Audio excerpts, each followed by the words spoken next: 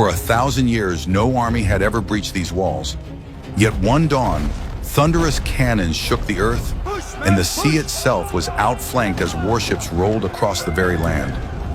Outnumbered 10 to 1, a desperate city stood against the storm of fire and steel. Would faith and courage preserve an ancient world, or would a young conqueror's vision shatter it and forge a new age? Constantinople was no ordinary city.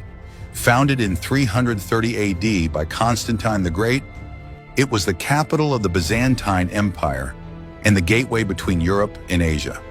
Whoever controlled it commanded trade, armies, and influence over 2 continents. For centuries, both Christian and Muslim rulers had dreamed of possessing it. By the mid-15th century, the Byzantine Empire was only a shadow of its past. Once stretching across the Mediterranean, it was now reduced to the city itself and a few scraps of territory. Its people, about 50,000, struggled to survive. Yet Constantinople still stood as a symbol, the last stronghold of Eastern Christianity and the legacy of the Roman Empire. To the rising Ottoman Empire, Constantinople was more than a prize. For Sultan Mehmed II, who took the throne at just 21, the city was an obsession. He believed that conquering it would fulfill a prophecy, that one day a great Muslim ruler would claim the city of Constantine. For Mehmed, it was also the key to controlling trade between East and West, making the Ottomans a true world power. Mehmed prepared carefully. He gathered perhaps 80,000 to 100,000 soldiers, cavalry, infantry, archers, and his elite Janissaries, slave soldiers trained from childhood to be utterly loyal. But his greatest weapon was not manpower. It was technology. Mehmed hired a Hungarian engineer named Orban, who had designed cannons larger than anything seen before. His masterpiece, the Great Bombard, was a bronze monster over 8 meters long, firing stone balls weighing nearly half a ton. These weapons could break down walls that had withstood every attack for 1,000 years. The Byzantines, led by Emperor Constantine XI, had perhaps 7,000 to 8,000 defenders, including 2,000 Genoese mercenaries commanded by Giovanni Giustiniani. They trusted in their legendary Theodosian Walls, 3 layers of defenses stretching 6 kilometers. For a millennium, these walls had stopped Huns, Persians, Arabs, and even Crusaders. No one had ever breached them. But in 1453, the defenders faced something new, the thunder of gunpowder and the crushing power of Mehmed's cannons. The old world of swords and stone was about to collide with the new world of fire and iron. In April 1453, the Ottoman army appeared outside the city. Tents stretched across the plain. The giant cannons were rolled into position. The fate of Constantinople and the future of Europe was about to be decided. On April 6, 1453, the earth around Constantinople trembled. That morning, Mehmed II's forces, nearly 100,000 strong, marched into their final positions outside the walls.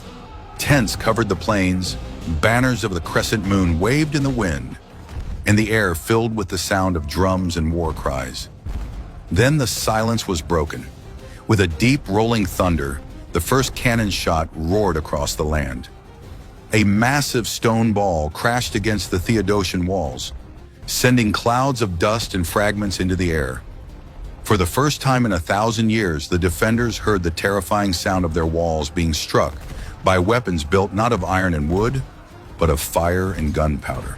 The siege of Constantinople had truly begun. Mehmed divided his army into 3 great sections. On the right wing, soldiers from Anatolia, modern-day Turkey. On the left, troops from the Balkans. At the center, opposite the strongest stretch of the walls, stood the Janissaries, the elite corps trained from childhood to be utterly loyal to the Sultan. Behind them, the giant bombards were positioned. The Great Bombard, Orban's masterpiece, was so huge it needed a team of 60 oxen just to move. Each time it fired, the ground shook like an earthquake. The Ottomans also controlled the seas. Mehmed's fleet of more than 100 warships gathered outside the Golden Horn in the Sea of Marmara. But the Byzantines had a secret weapon, a massive iron chain stretched across the mouth of the Golden Horn harbor. As long as the chain held, Ottoman ships could not force their way inside and attack the weakest part of the city's defenses. Inside Constantinople, Emperor Constantine XI walked the walls to rally his men. Only 7,000 to 8,000 defenders stood against the Ottoman tide. Among them, the most vital were the 2,000 Genoese mercenaries under Giovanni Giustiniani, whose experience in siege warfare made him indispensable. Wherever the fighting was fiercest, Giustiniani and his men would be sent. The days that followed became a brutal rhythm. The cannons thundered by day, tearing stones from the ancient walls. By night, Byzantine soldiers worked tirelessly to repair the breaches, filling them with earth, wood, and rubble. Mehmed's infantry launched repeated night assaults, climbing ladders into storms of arrows, rocks, and boiling oil. Again and again, they were driven back with heavy losses, but Mehmed did not relent. He believed time was on his side. Every cannon shot weakened the walls. Every assault tested the defenders' strength. And slowly the ancient fortress was being worn down. For the Byzantines, hope flickered only once. On April 20th, 3 small Christian supply ships, escorted by a large Byzantine vessel, attempted to break through the Ottoman blockade. In a dramatic naval clash, the outnumbered ships managed to push past dozens of Ottoman galleys and reach the Golden Horn. The city erupted in celebration. The defenders cheered from the walls and church bells rang across Constantinople. But everyone knew this was a small victory. Supplies were limited, and no great army was coming to save them.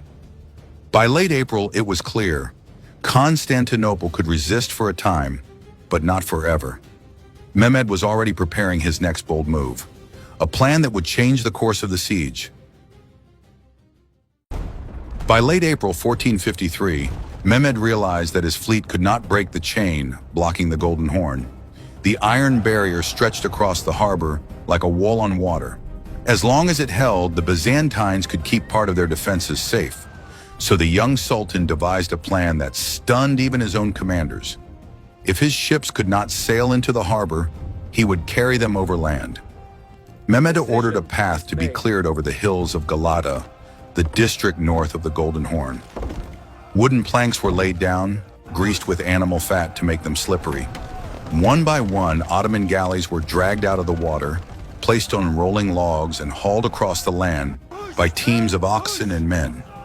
Drums thundered, soldiers shouted, and the people of Constantinople watched in disbelief from their walls. On the morning of April 22nd, the impossible became reality. Dozens of Ottoman ships slid down into the Golden Horn behind the chain that had kept them out. Now, for the first time, the Byzantine defenders faced an enemy fleet inside their own harbor. Panic spread through the city. The Golden Horn had always been the weak point of Constantinople, its walls lower and less fortified than those on land. The chain had been their shield, but now that shield was gone. Constantine XI and Giustiniani rushed to move men and artillery to cover the harbor. The defenders fired from towers and ships, desperately trying to hold back the Ottoman navy. Skirmishes erupted on the water as Venetian and Genoese vessels fought against the new arrivals. Still, the psychological blow was enormous. For the first time, the people of Constantinople realized they were completely surrounded. There was no safe flank, no gap in the Ottoman net. At the same time, Mehmed's cannons continued their relentless pounding against the land walls. Day after day, the massive stone balls tore new gaps, while the Byzantines scrambled to patch them. The defenders were exhausted, food was scarce, and every night seemed darker than the last. Yet the city still held. The defenders fought with courage, clinging to their ancient faith in the hope of a miracle. But Mehmed was preparing something greater, a final assault that would decide the fate of the empire. By early May, the siege had turned into a nightmare. Every day the giant bombards fired, their thunder echoing across land and sea. The stones smashed into the walls, tearing gaps wide enough for dozens of men to march through. And every night, the defenders scrambled desperately to fill the breaches before dawn. On the nights of May 7th and May 12th, Mehmed launched massive assaults. Thousands of Ottoman soldiers rushed forward under the cover of darkness, ladders slamming against the walls. The Byzantines, fighting with everything they had, rained down arrows, rocks, and even boiling oil. In the torchlight, shadows writhed across the battlements as men fought hand to hand. Swords clashed, spears thrust, and screams of the dying filled the night.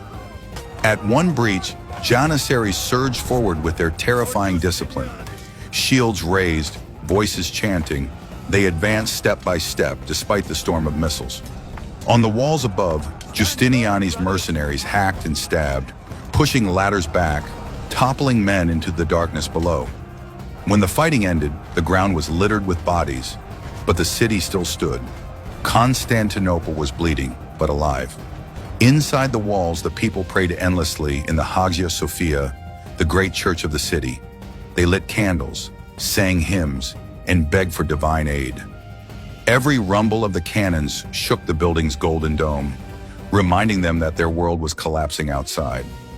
By mid-May, Mehmed grew impatient. He pushed his men harder. Fresh attacks battered the defenders almost every night. The Ottoman soldiers dug trenches, built ramps, and brought smaller cannons closer to the walls, firing point blank into the stone. The defenders, exhausted and hungry, began to falter. Still, Constantine XI refused to surrender. He walked the walls daily, speaking to soldiers by name, reminding them they were the last guardians of Rome's legacy. His courage kept hope alive, but all knew the city could not last forever.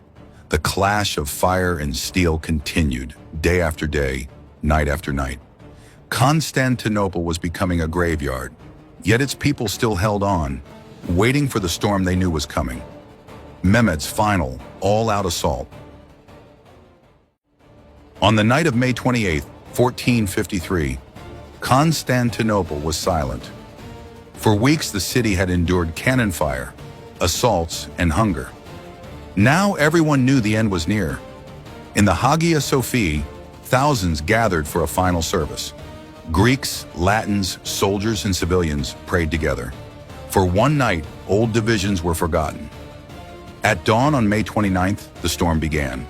Mehmed unleashed his full fury. Drums thundered, horns blared, and waves of soldiers rushed forward. The first assaults were by irregular troops, Ottoman volunteers sent to wear down the defenders. They charged, shouting and climbing ladders, but were cut down by arrows and swords. Their blood stained the moat, but they had done their job. They tired the defenders. The second wave followed, regular troops from Anatolia and the Balkans. They pressed the walls harder, filling the breaches with their dead as they tried to climb. Arrows darkened the sky, rocks crashed down, and the defenders fought like men possessed. Still, the pressure grew. Then came the third wave, the Janissaries. Mehmed's elite, his pride. They marched forward in silence at first, shields raised, their discipline chilling to behold. When they reached the breaches, they roared as one and surged upward. The battle turned into chaos. Swords clashed, shields shattered, men grappled hand to hand on the walls. Justiniani was gravely wounded, carried away bleeding. His loss shook the defenders. Morale collapsed. At a section of the wall known as the Kerkaporta Gate, a small postern door had been left unsecured. Ottoman soldiers found it and forced their way inside. Soon after, a larger breach opened under relentless cannon fire. Janissaries poured into the city. Realizing the walls were lost, Emperor Constantine XI threw off his imperial regalia and fought as a common soldier. With sword in hand, he led his men into the melee. Witnesses later claimed his last words were, "The city is lost, but I live no longer as emperor." Surrounded by enemies, he disappeared into the press of battle, never to be seen again. By mid-morning, the defenders were overwhelmed. Ottoman banners rose above the towers. Soldiers swarmed through the streets. The gates were thrown open, and Mehmed's army surged into Constantinople. After more than 1,000 years, the city had fallen. The Byzantine Empire was no more.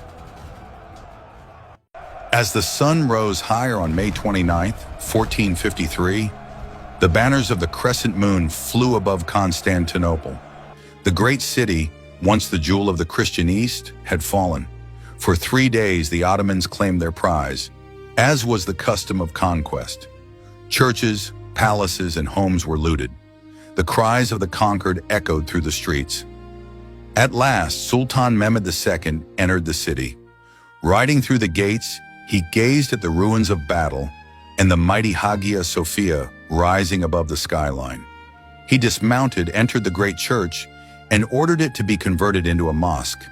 In that moment, Mehmed became known to history as Mehmed the Conqueror. For the Ottomans, it was a triumph beyond measure. Constantinople became their new capital, later called Istanbul, the heart of an empire that would last for centuries.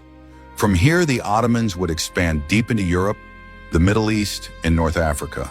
For the Christian world, it was a disaster. The Byzantine Empire, the last remnant of Rome, was gone forever. Many in Europe were shocked. If Constantinople could fall, what city was safe? Fear spread across Christendom, and calls for new crusades echoed, though they came too late. Yet out of this tragedy came change. The fall of Constantinople cut off trade routes to the east, forcing Europeans to seek new paths by sea. Within decades, explorers like Columbus and Vasco da Gama would sail into the unknown, ushering in the age of discovery. Scholars fleeing the fallen city carried ancient manuscripts to Italy, fueling the Renaissance. Thus, May 29, 1453, was not only the end of Constantinople, but also the end of the Middle Ages. A new world was beginning, shaped by gunpowder, exploration, and empires rising from the ashes of the old.